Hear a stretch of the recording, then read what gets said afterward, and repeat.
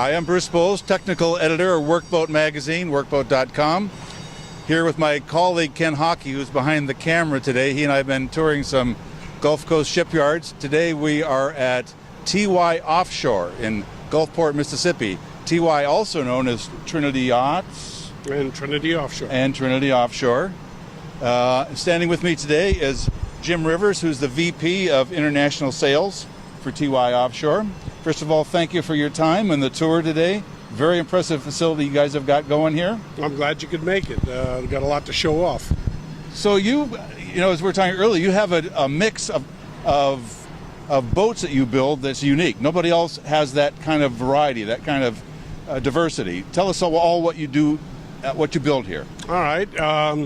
Well, as the yacht market turned down back in '08 due to the economy, we kind of foresaw that we had to look elsewhere to keep people busy. So we went back to the things we know best, and that's supply boats and barges and tugs and crew boats and patrol craft and so forth. And I would say at this stage of the game here in 2013, we're right on top of it, just like we were years ago. I don't think I've been to an industrial commercial yard that's got some of these gorgeous yachts in the background that that is also built at the same facility. Yeah, we're still doing those. We try to share those between Gulfport and the New Orleans yard, but eventually New Orleans will be the center for the yacht construction, mainly just to get away from the steel and the abrasives and so forth that you find at a shipyard that does a majority of steel work. On the commercial and military side, what's currently in the yard? At the present time, we have two major yachts that we'll be delivering here within the next few weeks.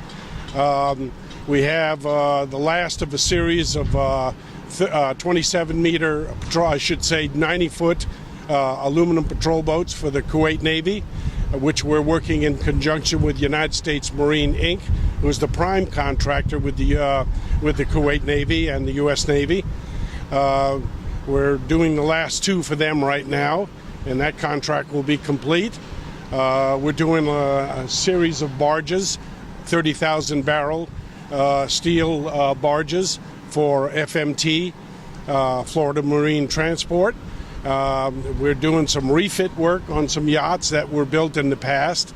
And most of all, we're doing a series of 5 302-foot dual-fuel LNG diesel platform supply vessels for Harvey Gulf.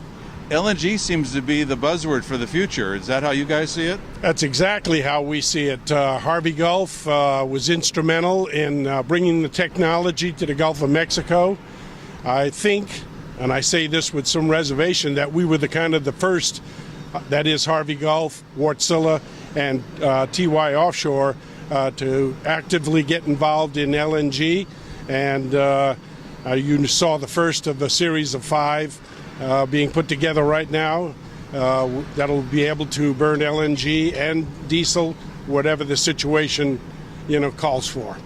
So we can expect to see more of that, as far as you're seeing interest from other parts of the industry in LNG-powered maritime, workboats. Yeah. Absolutely. We're talking to folks in the river service. We've got towboats. They're thinking about doing LNG. Ferries, of course, which you see a fair amount of overseas, Norway and that area of the world. And we think LNG is going to be the fuel of the future in that low NOx, low sulfur, and no visible, smoke or soot or that right. sort of thing that everybody associates with diesel fuel. So, of course, the oil companies want to see that as well because of the abundance of natural gas. They'd like to see that the service vessels are also operating on it as well. Yeah. Well, we look forward to seeing the launch and the operation of these first dual fuel LNG and diesel engines out of your yard and projects down the line. Thanks a lot, Jim. We appreciate the time. My pleasure. All right.